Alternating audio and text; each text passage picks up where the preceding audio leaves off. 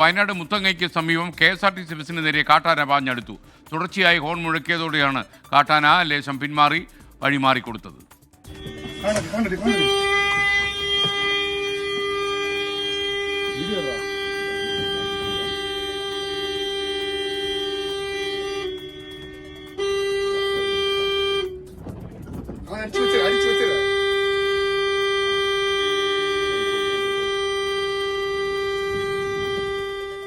സുർജിത്ത് അയ്യപ്പത്ത് വിവരങ്ങളുമായി ചേരുന്നു. സുർജിത്തെ, ആനയെ വല്ലാതെ ഹോണടിച്ച് അലോസരപ്പെടുത്തിയെന്ന് തോന്നുന്നു അല്ലേ?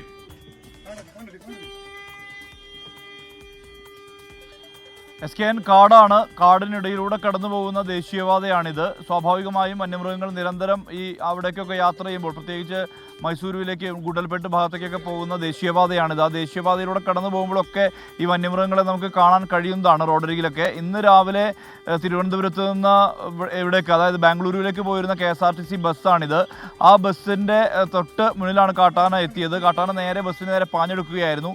തുടർന്ന് ഹോൺ മുഴക്കി. അത്രയ്ക്കധികം യാത്രക്കാരുണ്ടായിരുന്നു. അതൊരു സ്വിഫ്റ്റ് ബസ്സാണ്. ആ സ്വിഫ്റ്റ് ബസ് അത്രയ്ക്ക് മുന്നിലേക്ക് പാഞ്ഞെടുക്കുകയായിരുന്നു കാട്ടാന.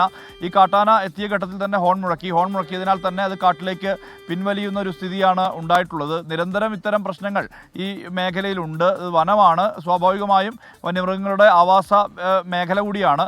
അതുകൊണ്ട് തന്നെ നിരന്തരം ഇത്തരത്തിലുള്ള വന്യമൃഗങ്ങൾ ഇറങ്ങുന്ന ഒരു പ്രശ്നം കൂടി, പ്രശ്നമല്ല, അത് സ്വാഭാവികമായി അവിടെ സംഭവിക്കുന്നതാണ്.